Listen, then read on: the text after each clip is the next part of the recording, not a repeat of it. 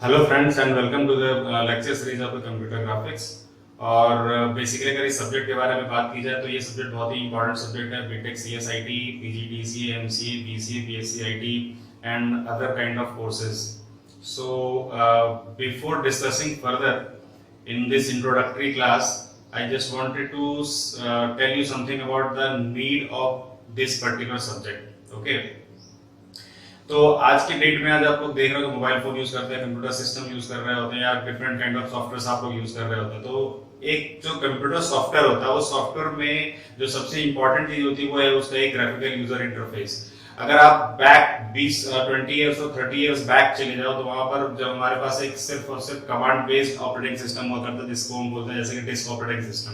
तो disk operating system में basically हमारे पास क्या होता था कि हम कमांड बेस्ड काम किया करते थे और टेक्स्ट बेसिस पे सारा का सारा काम होता था, जिसमें कोई भी ग्राफिकल चीज नहीं हुआ करती थी। तो उस टाइम पर there are so many complexities. तो उसमें कॉम्प्लेक्सिटी क्या है कि बेसिकली हर एक आदमी कमांड बेस पर काम करना बहुत ही वो फैमिलियर नहीं हो सकता। इसलिए अगर एक कोई पिक्टोरियल रिप्रेजेंटेशन हो या कोई ग्राफिकल रिप्रेजेंटेशन हो किसी भी टास्क को परफॉर्म करने के लिए, तो बेसिकली बहुत ही एक बेटर वे है टू अंडरस्टैंड और to explain the thing to the other person. ठीक है, तो वहां से फिर इस एक ग्राफिक्स की चीजों की नीड पता लगी। और आज के जमाने में जो भी आप सॉफ्टवेयर या यूं कह लो कि मोबाइल फोन ही देख रहे हो, तो मोबाइल फोन अगर आपके पास एक टच पैड की जगह पर एक कीपैड वाला मोबाइल फोन होता था तो वो ज्यादा इम्प्रेसिव नहीं हुआ करता था। बट आज के डेट में जो मोबाइल फोन आपके पास है, हम लोगों के पास जो लोग मोबाइल फोन यूज करते हैं, वो पूरा का पूरा ग्राफिकल बेस्ड सिस्टम है, जिसमें हम टच के थ्रू मेन्यूज को ऑपरेट कर सकते हैं, कमांड्स को देख सकते हैं या किसी भी ऑपरेशन को परफॉर्म कर ले जाते हैं। तो बेसिकली इन सभी के पीछे अगर ये ग्राफिक्स ना होता, ग्राफिक्स की चीजें ना होती, तो ये सारी की सारी चीजें पॉसिबल आज के डेट में नहीं थी। तो there is that's why this subject is more and more important for today's course curriculum. और इसी के साथ साथ अगर हम बात करेंगे एंटरटेनमेंट सेक्शन की, तो अगर उसमें भी देखो तुझे गेम्स आते हैं, हमारे पास 2D गेम्स है, 3D गेम्स है। तो ये जो गेम्स हैं वो games without graphics it is not possible. इसी तरीके से अगर हम मूवीज की बात करते हैं तो मूवीज में भी आपको आज की डेट में हर एक मूवीज में VFX टेक्निक्स यूज होती हैं, राइट। तो और VFX टेक्निक्स हैं या फिर कोई भी ग्राफिकल या एनिमेशन ही यूज होता है। तो ये सारी की सारी चीजें पॉसिबल कैसे हैं? ये सारी की सारी चीजें पॉसिबल होती हैं सिर्फ और सिर्फ ग्राफिक्स के थ्रू। ठीक है, तो सबसे पहले बात करते हैं ग्राफिक्स क्या होता है। Let's start this particular topic, that is graphics. तो ग्राफिक्स बेसिकली अगर बात करें तो ग्राफिक्स कोई भी पिक्टोरियल रिप्रेजेंटेशन है और किसी भी टूल के थ्रू बनाया हुआ कोई भी पिक्टोरियल रिप्रेजेंटेशन है, राइट। तो यहाँ पे जो टूल है, टूल एक इंपॉर्टेंट थिंग। जैसे कि अगर हम इसी बोर्ड पर, अगर मैं इसी बोर्ड पर इस मार्कर के थ्रू कुछ बनाता हूँ, जैसे कि मान लो मैंने यहाँ पर एक ट्रायंगल बनाया, या फिर मान लो मैंने यहाँ पे एक सर्कल बनाया, या फिर मैंने कोई लाइन बनाया, कोई पॉइंट बनाया, तो these are what, ये सारे के सारे कोई ना कोई पिक्टोरियल रिप्रेजेंटेशन है with the help of this particular tool और this particular marker। इसी तरीके से अगर आप कंप्यूटर के थ्रू भी कोई भी इमेज क्रिएट करते हो, कोई भी लाइन ड्रॉ करते हो, कोई भी ट्रायंगल बनाते हैं, कोई पॉलीगन बनाते हैं, कोई भी डायग्राम ड्रॉ करते हो, तो सारा का सारा पार्ट क्या होता है, ग्राफिक्स के अंदर कंसीडर किया जाता है। ये सारा का सारा पार्ट क्या होता है, ग्राफिक्स होता है। मतलब अगर कोई भी पर्सन किसी भी टूल का यूज करके कोई भी ड्राइंग क्रिएट करता है, कोई भी टेक्स्ट बेसिस हो या फिर कोई इमेज हो या कोई भी पिक्चर हो, कोई भी लिंक हो, वो सारा का सारा पार्ट किसके अंदर आता है, ग्राफिक्स के अंदर हम कंसीडर कर सकते हैं। ठीक है, अब बात करते हैं ग्राफिक्स को कितने पार्ट में डिवाइड कर सकते हैं। तो बेसिकली अगर डिवाइड करने की बात हो तो ग्राफिक्स को हम दो पार्ट में डिवाइड कर सकते हैं, दो कैटेगरी में डिवाइड कर सकते हैं। एक हमारे पास होता है manual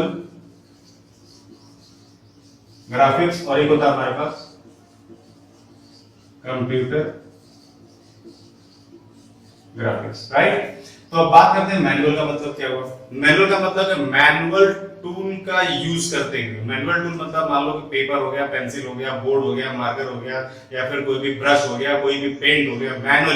manually if you are drawing something on a particular piece of paper, right, तो that is called as a manual graphics. जैसे कि इस मार्कर से मैं इस बोर्ड पर कुछ भी बना रहा हूं तो ये मैनुअल थिंग है, इसमें कोई भी इलेक्ट्रॉनिक आइटम नहीं है। तो manually I can draw something.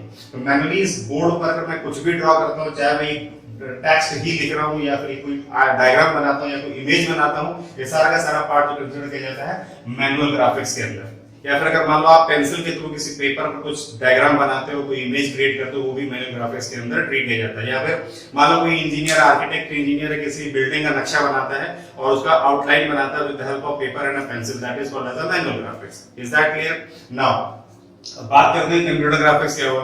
तो अगर ये सारी की सारी चीजें, मतलब जो भी डायग्राम अगर बनाते हैं with the help of some kind of computer generated tool, right, तो कंप्यूटर जनरेटेड टूल का मतलब है कि you are using some specific software, right, और अ पर्टिकुलर कंप्यूटर सिस्टम।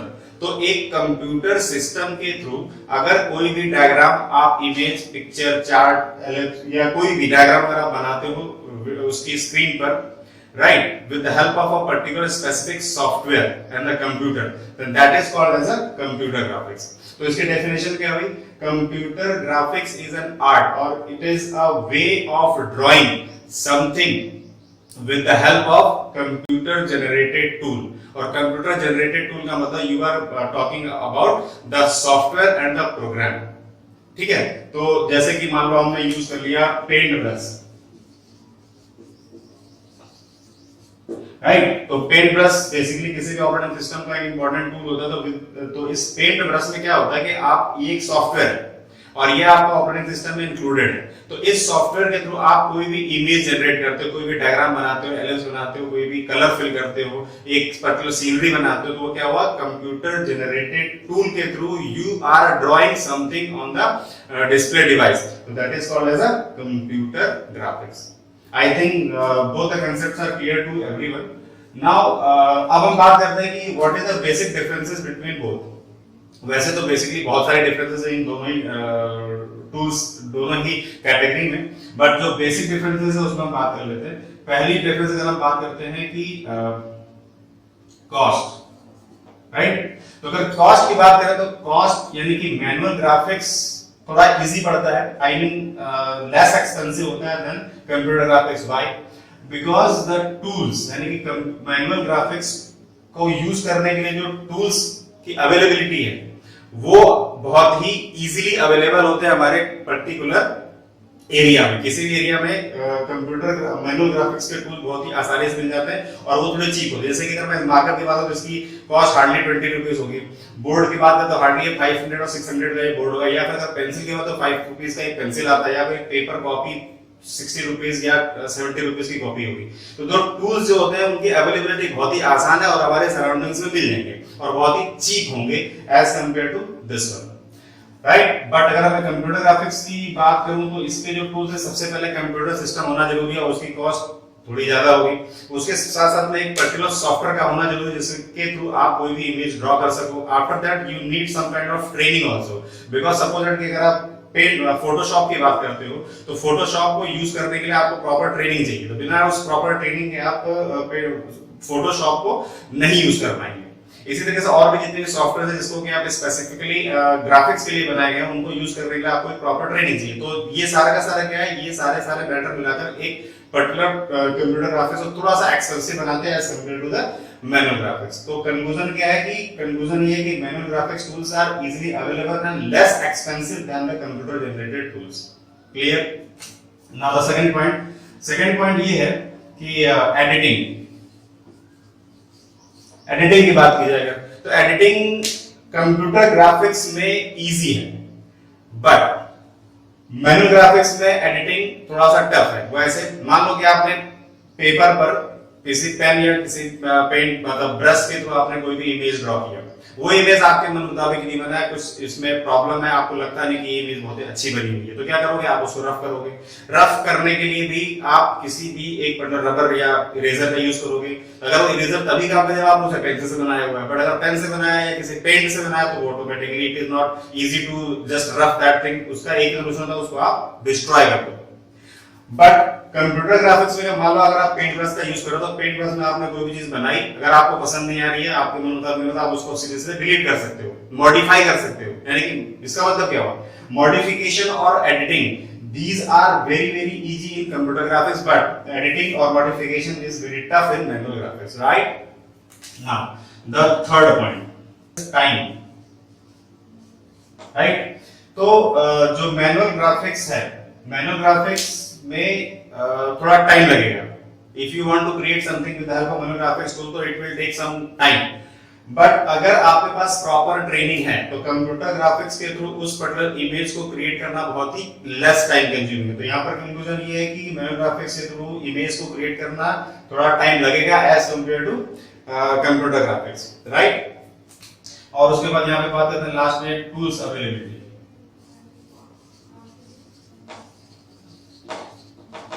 तो टूल्स अवेलेबिलिटी का मतलब है कि जो टूल्स मैनुअल ग्राफिक्स के वो आपके सराउंडिंग्स में इजीली अवेलेबल होंगे, बट कंप्यूटर ग्राफिक्स से टूल्स इजीली आपके सराउंडिंग्स में अवेलेबल होंगे। इसके लिए आपको स्पेसिफिकली किसी न किसी स्पेसिफिक इलेक्ट्रॉनिक्स की मार्केट या उसकी शॉप पर ही जाना पड़ेगा। तो वैसे तो बहुत सारे डिफरेंसेस हैं इन दोनों के बीच में, कुछ बेसिक डिफरेंसेस थे जो मैं डिस्कस करना चाह रहा था वो मैंने आपके सामने डिस्कस कर दिया, ठीक है। आई होप ये आपको क्लियर होगा कि बेसिकली मैनुअल ग्राफिक्स और कंप्यूटर ग्राफिक्स में डिफरेंस क्या है, और ये कभी कभार 2 या 5 नंबर का क्वेश्चन ये पूछा जाता है एग्जामिनेशन में, ठीक है। ओके, अब बात करते हैं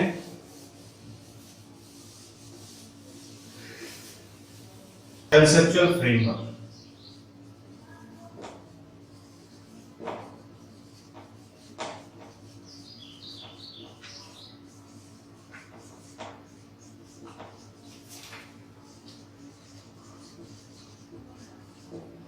राइट, तो कंसेप्चुअल फ्रेमवर्क को बताने से पहले मैं ये डिस्कस करना चाहता हूं कि कंप्यूटर ग्राफिक्स को और किन 2 पार्ट में डिवाइड किया गया है। तो कंप्यूटर ग्राफिक्स को फिर से 2 पार्ट में डिवाइड किया गया है। एक आपके पास है इंटरैक्टिव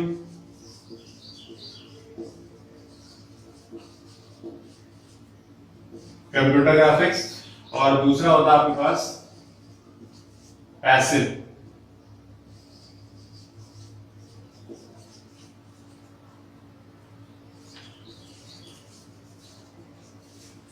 ये भी दोनों जानना बहुत ही इंपॉर्टेंट है, बिकॉज अगर देखते हैं कि पैसिव कंप्यूटर ग्राफिक्स क्या हुआ और इंटरैक्टिव कंप्यूटर ग्राफिक्स क्या हुआ। तो सबसे पहले बात करेंगे पैसिव कंप्यूटर ग्राफिक्स की। तो जो ये बेसिकली होता क्या है, पैसिव कंप्यूटर ग्राफिक्स वो कंप्यूटर ग्राफिक्स का फील्ड है जहां पर यूजर इंटरवेंशन उस इमेज के साथ नहीं होता, मतलब कि there is no control over the image editing. तो जो आपके सामने दिख रहा है वो एज इट इज वो दिखता रहेगा, उसमें आप यूजर का कोई कंट्रोल नहीं होता उस इमेज के एडिटिंग में या उसके कैरेक्टरिस्टिक्स को चेंज करने में। जैसे कि मान लिया जाए कंप्यूटर में स्क्रीन सेवर होता है, तो स्क्रीन सेवर क्या होता है, स्क्रीन सेवर बेसिकली आप सिर्फ उसे विजुलाइज कर सकते हो, but you can not change, but you can not control on that particular screen saver. तो स्क्रीन सेवर में आप कोई चेंज नहीं कर सकते, आप यूजर का कोई भी कंट्रोल उस पर नहीं होता है। तो वो बेसिकली एग्जांपल हुआ पैसिव कंप्यूटर ग्राफिक्स का, ठीक है। इसको आप एज इट इज समझ सकते हैं कि स्टैटिक वेब पेज होता है। तो स्टैटिक वेब पेज में क्या होता है कि स्टैटिकली आप वो वेब पेज सिर्फ विजुलाइज कर सकते हो, you can not change the contents of that particular website. तो वो क्या होगा, आपका स्टैटिक वेब पेज को डायरेक्टली कंपेयर कर सकते हो आप पैसिव कंप्यूटर ग्राफिक्स से, राइट ना। बात करते हैं इंटरैक्टिव कंप्यूटर ग्राफिक्स की। यहाँ पर यूजर का पूरा फुल कंट्रोल होता है, या एक डायनामिक वेब पेज को कंपेयर कर सकते हो आप इंटरैक्टिव कंप्यूटर ग्राफिक्स से। तो जैसे कि एक डायनामिक वेब पेज होता है, वहां पर एक यूजर का एक कंट्रोल होता है, उसमें कंटेंट को चेंज करना या जो कुछ भी मॉडिफिकेशन की उसमें थोड़ी सी आजादी होती है इंटरैक्टिव या डायनामिक पेज में। एज अ सेम वे जो इंटरैक्टिव कंप्यूटर ग्राफिक्स होता है, यहाँ पर भी यूजर के पास कंट्रोल होता है उसके कंटेंट को चेंज करना या एक रन टाइम में उसमें कुछ भी अगर मॉडिफिकेशन करना चाहे तो वो इजीली कर सकता है, परफॉर्म कर सकता है। जैसे कि अगर मैं एक फ्लाइट सिमुलेटर की बात करता हूँ, तो फ्लाइट सिमुलेटर में क्या है कि फ्लाइट सिमुलेटर बेसिकली ऐसा सिमुलेटर होता है जिसके थ्रू जो पायलट्स की ट्रेनिंग होती है, वो एक्चुअल प्लेन में जाने से पहले उसकी एक उस पर्टिकुलर सिमुलेटर पर एक मॉडल पर उसकी ट्रेनिंग परफॉर्म होती है। तो वहां पर वो सारा का सारा पार्ट होता है, जैसे यूजर कंप्लीट कंट्रोल होता है उस सिमुलेटर पर, वो सब कुछ कर सकता है। बेसिकली वो क्या एक मतलब इंटरैक्टिव कंप्यूटर ग्राफिक्स का एक एग्जांपल होगा, ठीक है। तो अब आगे से आगे की क्लासेस में हम जो कुछ भी बात करेंगे वो सारी की सारी बातें करेंगे इंटरैक्टिव टर्म में, यानी कि इंटरैक्टिव कंप्यूटर ग्राफिक्स के बारे में बात करेंगे, राइट। तो जो ये आपके पास ये कि conceptual framework of computer graphics, वो बेसिकली फ्रेमवर्क है इंटरैक्टिव कंप्यूटर ग्राफिक्स का, ठीक है। मेरे ख्याल से ये क्लियर हो गया होगा कि इंटरैक्टिव कंप्यूटर ग्राफिक्स क्या हुआ और पैसिव कंप्यूटर ग्राफिक्स क्या हुआ। तो अब जरा इसका कंसेप्चुअल फ्रेमवर्क की बात कर लेते हैं। तो बेसिकली इस फ्रेमवर्क में मैं एक डायग्राम बना देता हूं, application model, then after application program. Then after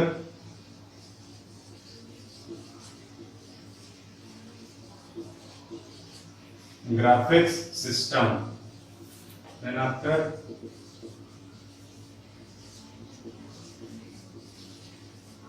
display monitor and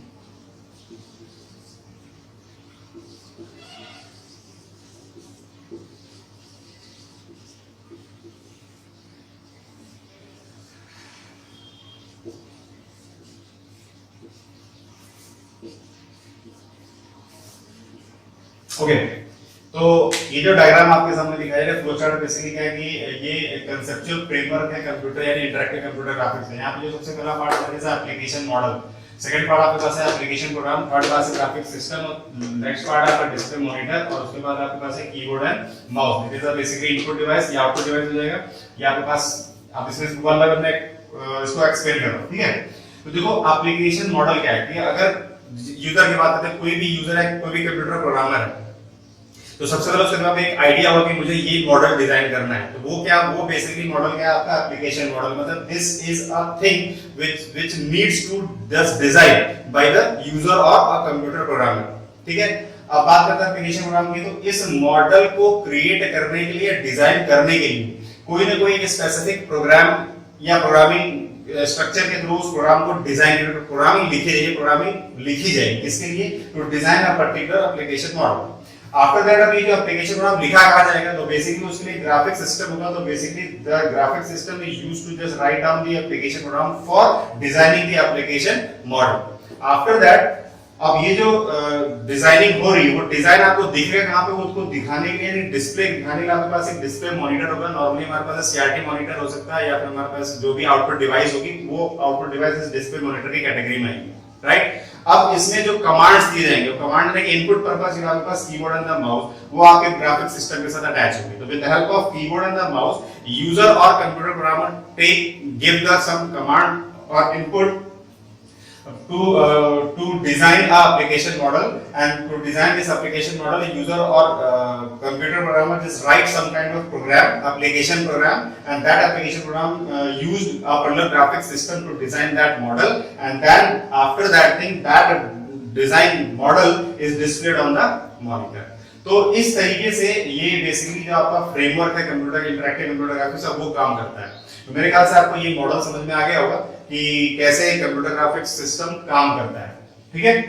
अब जो इसमें एक छोटी सी जो चीज है उसमें ये बताना चाह रहा हूं कि what are the basic components used, components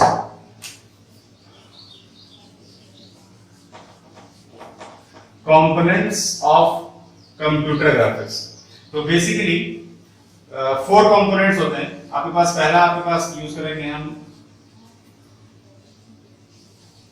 display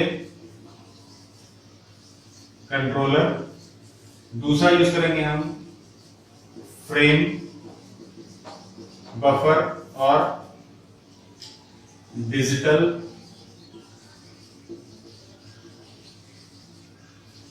memory buffer, third use करेंगे हम वीडियो कंट्रोलर, फोर्थ हम यूज करेंगे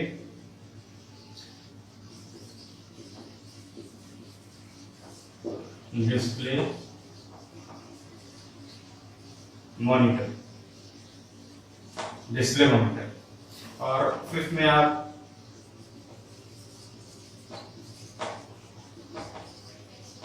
डिस्प्ले डिवाइसेस जो आपके पास कीबोर्ड,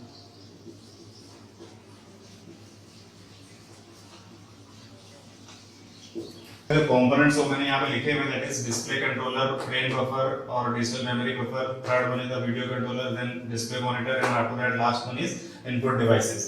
तो सबसे पहले बात करते हैं डिस्प्ले कंट्रोलर की। तो डिस्प्ले कंट्रोलर क्या होता है, it gets some kind of input from the user through some kind of input devices. मतलब ये हुआ कि कुछ इनपुट डिवाइसेस जैसे कि कीबोर्ड और माउस है, इसके थ्रू जो यूजर इनपुट देता है वो उसको कैच करने का काम कौन करता है, डिस्प्ले कंट्रोलर करता है, ठीक है। अब उसके बाद बात करते हैं फ्रेम बफर की। तो फ्रेम बफर का मतलब ये हुआ कि it is a memory area where the information about a particular image is stored. मतलब ये कि मेमोरी के अंदर ये फ्रेम बफर वो प्लेस है जहां पर किसी भी इमेज और पिक्चर की इंफॉर्मेशन स्टोर होती है in the form of relations या in the form of a table. और वो जो टेबल के फॉर्म में स्टोर होता है मतलब वो एक मैट्रिक्स फॉर्म होता है डिजिटल फॉर्मेट में, जैसे 0 और 1 के फॉर्मेट में। ठीक है, इस पर्टिकुलर पार्ट को हम ये बोलते हैं डिजिटल मेमोरी बफर भी बोलते हैं, और इसका दूसरा नाम आपका रिफ्रेश बफर भी होता है। ठीक है, तो यानी कि रिफ्रेश बफर हो या डिजिटल मेमोरी बफर हो या फिर फ्रेम बफर हो, सबका मतलब सेम है, एक ही चीज है। देन आफ्टर बात करते हैं डिस्प्ले मॉनिटर। तो डिस्प्ले मॉनिटर क्या होता है कि ये वो एरिया होता है जहां पर किसी इमेज को हम क्या करते हैं, डिस्प्ले करते हैं। जैसे कि इस कैटेगरी में आप किसी भी मोबाइल फोन का स्क्रीन की बात कर सकते हैं, कंप्यूटर सिस्टम का जो मॉनिटर होता है उसको आप बात कर सकते हो, या टीवी मॉनिटर है, तो सारा का सारा एरिया क्या हुआ जहां पर इमेजेस को या वीडियोस को हम देख पाते हैं, विजुअलाइज करते हैं, तो वो एरिया हुआ आपका display monitor. After the input device, को समझ में आ गया कि इनपुट डिवाइस का काम क्या होता है कि इनपुट को देना या इनपुट लेना। यानी कि जैसे स्टैंडर्ड जो इनपुट डिवाइस हम बात करते हैं वो हमारा कीबोर्ड और माउस है। इस कैटेगरी में बहुत सारे, जैसे कि टच पैनल है या फिर जॉयस्टिक हो गया, ये सारे के सारे आपके कैटेगरी में आते हैं आपके इनपुट डिवाइसेस जो कंप्यूटर ग्राफिक्स में यूज होते हैं for input purposes. Then the most important thing क्या है, डिस्प्ले वीडियो कंट्रोलर है। तो जो वीडियो कंट्रोलर होता है वो एक तरीके का मीडिएटर होता है किसके बीच में, फ्रेम बफर और डिस्प्ले मॉनिटर के बीच में। मतलब ये करता क्या है, इंफॉर्मेशन को फेच करता है, यानी रिट्रीव करता है कहां से, जो स्टोर होती है फ्रेम बफर में। और वो इंफॉर्मेशन किस फॉर्म में स्टोर होती है, यानी डिजिटल इंफॉर्मेशन होती है, 0 और 1 के फॉर्मेट में स्टोर होती है। तो उस इंफॉर्मेशन को, स्टोर्ड जो इंफॉर्मेशन उसको वीडियो कंट्रोलर उठाता है, यानी रिट्रीव करता है, और वो जो 0-1 के फॉर्म में स्टोर इंफॉर्मेशन होती है उसके कोरस्पॉन्डिंग उसको कन्वर्ट करता है वीडियो सिग्नल्स में, राइट। कोरस्पॉन्डिंगली वीडियो सिग्नल्स में वो कन्वर्ट करेगा and pass those video signals to the display monitor. अब ये कन्वर्ट करने का भी करता है, देखो हमारे पास एक डिस्प्ले जो मॉनिटर है, ये डिस्प्ले मॉनिटर भी होता है, एक इलेक्ट्रॉनिक डिवाइस होती है, और कोई भी इलेक्ट्रॉनिक डिवाइस होती है वो हमेशा काम करती है, लेकिन समझती किस पर है, सिग्नल्स की भाषा समझती है। लेकिन जो हमारे पास फ्रेम बफर है, फ्रेम बफर में इंफॉर्मेशन कैसे स्टोर है, वो डिजिटल फॉर्मेट में स्टोर है, मतलब 0-1 के फॉर्म में स्टोर है। तो 0-1 के फॉर्मेट में वो स्टोर है, और यहाँ पर आपको क्या है, सिग्नल्स में वो डील करता है। तो इन दोनों के बीच में कम्युनिकेशन कैसे होगा, तो उसके लिए आपके पास वीडियो कंट्रोलर क्या करता है, इस इंफॉर्मेशन की डिजिटल इंफॉर्मेशन को पहले वो कन्वर्ट करता है किसमें, वीडियो सिग्नल्स में, corresponding to the 0 and 1, and then pass those video signals to the display monitor, and after that the image is to be drawn, यानी कि डिस्प्लेड ऑन द मॉनिटर। तो इस तरीके से जो डिस्प्ले मॉनिटर पर किसी भी इमेज को हम देख पाते हैं। तो ये था कंपोनेंट्स के बारे में। तो आज के लेक्चर में इतना ही काफी है, जिसमें कि हमने आपको एक इंट्रोडक्टरी क्लास दी है। तो इस इंट्रोडक्शन क्लास में मैंने आपको 2-3 चीजें बताई। पहले तो डेफिनेशन बताया कि ग्राफिक्स बेसिकली है क्या चीज, उसकी कैटेगरी बताई मैंने कि कंप्यूटर ग्राफिक्स क्या होता है, मोबाइल ग्राफिक्स क्या होता है। उसके बाद फिर हमने बात करी कि कंसेप्चुअल फ्रेमवर्क क्या होता है, और उसमें फिर हमने कंसेप्चुअल फ्रेमवर्क में जो भी कंपोनेंट्स वो आपको बताए। आफ्टर दैट फिर ये भी बताया कि इंटरैक्टिव कंप्यूटर ग्राफिक्स क्या होता है और पैसिव कंप्यूटर ग्राफिक्स क्या होता है। Then after that at the last हमने आपको ये बताया कि what are the basic components used in the computer graphics. तो ये सारे के सारे कंपोनेंट्स थे। तो आई होप ये पूरा लेक्चर आपको समझ में आ गया होगा कि बेसिकली स्टार्ट क्या है कंप्यूटर ग्राफिक्स का, और इनका नेक्स्ट सब्सिक्वेंट लेक्चर्स में फिर हम बात करेंगे कि how the informations are displayed. ठीक है, टिल देन थैंक यू।